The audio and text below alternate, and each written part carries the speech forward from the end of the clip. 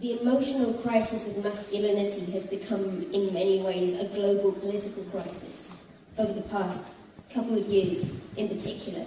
There are so many aspects to what is happening right now across the world, in the UK, in the US, in Germany with the rise of the far right that you guys have, which come down to men in particular not being able to take any responsibility for the way they feel and foisting the responsibility and that emotional responsibility onto other people, blaming other people for their problems and misidentifying their problems. There is a crisis in identity politics going on, and the people who are having that identity crisis are mainly men. Which is when, I don't know if you have here the same discussion of identity politics and how bad that is. We shouldn't be focusing on the politics of identity. No, I think we should. I think all politics come down to the politics of identity because that is how they are phrased, but particularly right now. And in the past few months, I have spent a lot of time meeting and interviewing men in particular on all sides of the political spectrum, and I've interviewed a lot of young men on the right and the far right, and it all comes down to not being able to talk about problems they're having in their lives and sort of recycling that vulnerability, that pain, pushing it out and pushing it against other people and wanting to see themselves as kind of soldiers in a war against other people who are coming to damage their sense of self, whether that be women, feminists getting above themselves, immigrants, Muslims, queer people, sometimes people of colour. The problem is always with somebody else, it's never with you. And I wrote the other day that these are people who have founded an entire movement on the basis of not being able to deal with their emotions like adults. And I think that is, it would be funny if it weren't chilling and true, because real people are getting hurt by this. I mean, you look at America, and the idea of it's being led by someone who isn't able to kind of have any rational discussion of these things like an adult. And there's Donald Trump is essentially, he's the personification of this kind of toxic masculinity, and there's so many kind of themes of insecurity. You look at his kind of endless rants about journalists who have kind of made him feel insecure in himself, while he's supposed to be running the country. This man is obsessed with the size of his hands, and he can be baited by talking about his penis size, like making veiled references to his penis size. This is something that obsesses the leader of the free world so much. I mean, I don't think we've ever had a president of the United States who is that openly, vulnerable in that way, and yet it is phrased as strength, and that's what's interesting. He's seen as this strong, powerful character, just speaking the truth and getting stuff done, but actually he's the most, publicly vulnerable man that, that there is in the US right now. And the way that that's seen as not being able to actually have any sort of emotional maturity or insight is seen as strength, and that's very worrying to me. And no impulse control either. Impulse control is good go. Right.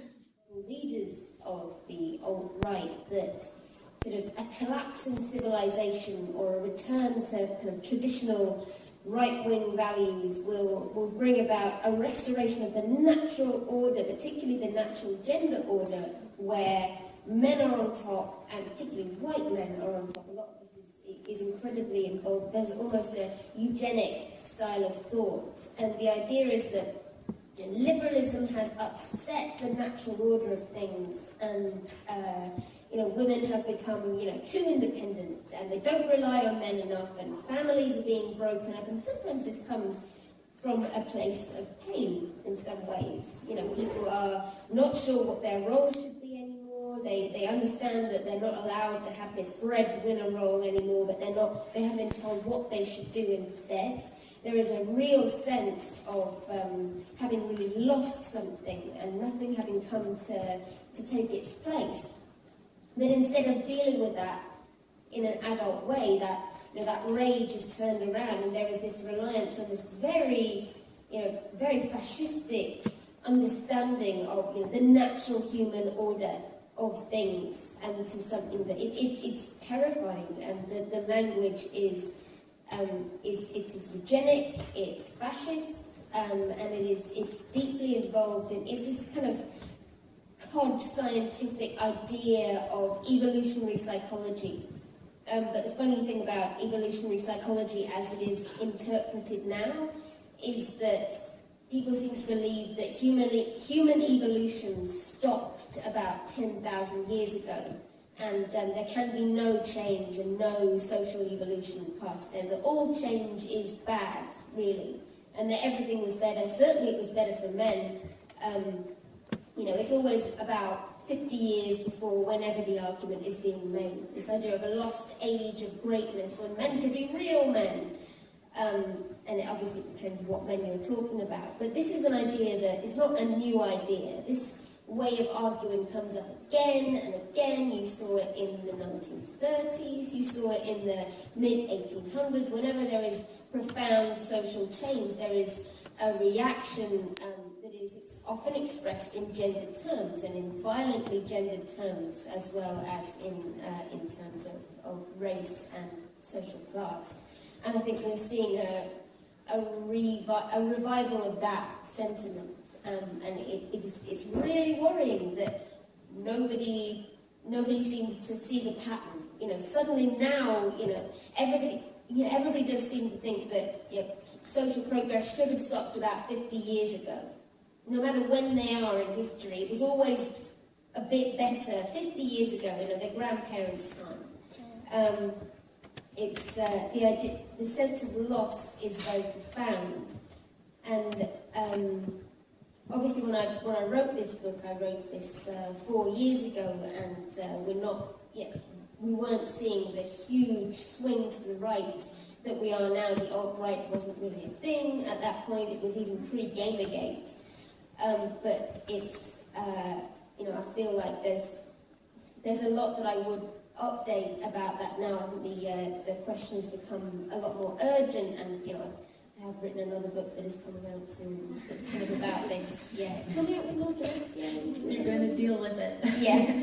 I think part of what you've just been talking about is part of what you call toxic masculinity. Yeah. So I trace a lot of the kind of beginnings of this kind of breed of unhealthy masculinity, really back to kind of wartime period, and it became very, there's various reasons for this. I talk about in the book how one of those is my grandfather, who fought in the Second World War, came back completely traumatized by the horrors that he witnessed, and the only real coping mechanism he had for this was to drink, because the term post-traumatic stress disorder wasn't coined until about 20 years after the end of the Second World War, and so we didn't have any real understanding of mental illness back then, and it encouraged this real strong, silent type of male.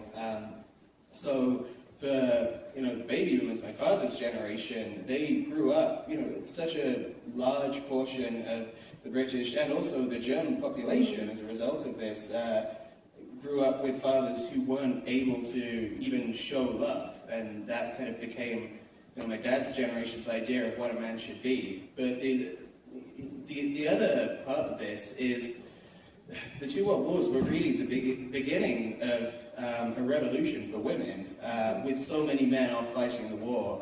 Women had to step up to the plate and take on the jobs to keep the country running that were traditionally only held by men. And particularly after the Second World War, there was just no way we were going to revert to this whole thing. Everyone was hungry for social change, and that kind of that spawned really a lot of the kind of movement towards women in the workplace that has been steadily evolving for the past 70 years now. And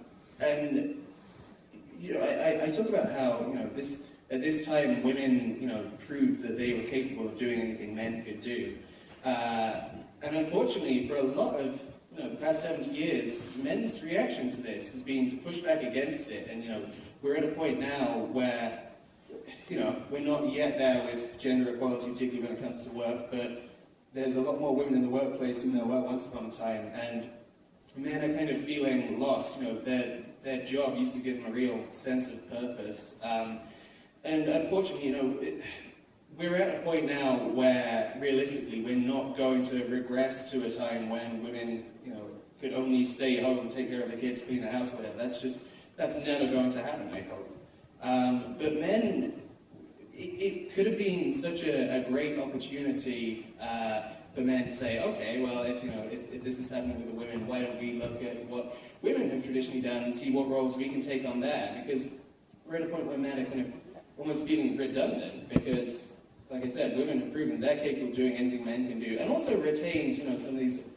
traditionally feminine qualities. You know, they're a lot more caring and empathetic, and you know, we're here and we're still saying, no, let's go back to this. Yeah. So I think it's now time for men to, you know, to prove that they're capable of doing anything women can do. And There are kind of, I think there are things we need to do in the long term and in the short term, and unfortunately some of those things are quite contradictory. In the long term, I would like to see us, you know, move away completely from this idea of gender as a binary, and, you know, get to a stage where men don't feel like they have to aspire to be masculine. But realistically, that's not going to happen anytime soon. You know, I don't think that's going to happen in my lifetime. And so I do think we need you know, more kind of activism, particularly kind of encouraging more education to, you know, to start to get these things in place. But as a short-term solution, I think it really comes down to addressing our own behaviour, and particularly that of our peers. And this kind of comes back to what I was saying earlier about, you know, male feminists you know, being happy to take the label and not really put in the work required, you know, deserving that. I think, unfortunately, men, and particularly white men, and this is something that studies have backed up, the only opinions they really listen to are those of other white men. And, you know, it makes sense. We've always been at the top of the social hierarchy, so why would we, you know, trust the opinions of someone we perceive as being lower than us? And that's, yeah, it's incredibly unfortunate. A lot of what I say in this book isn't particularly groundbreaking or new, but the fact it's coming from a man sort of is.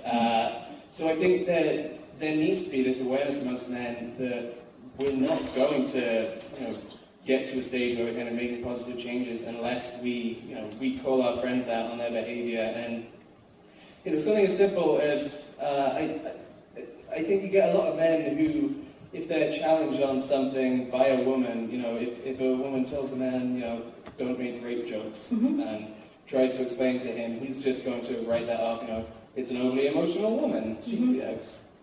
Her opinion doesn't matter to me. But I think men kind of need to address this within their groups, and, you know, we can't expect men to kind of learn things the first time around. I think it's going to take a lot of patience. You know, you can't just push out friends who you feel aren't behaving in the best way. I think we need to kind of accept that these problems have been with us for so long, they're so kind of deeply embedded in us, that it's going to take a lot of work to start to change these things. I think, yeah, we need to get better at explaining to our peers, you know, how and why their behaviour is harmful, and yeah, you know, it really does begin with our immediate groups.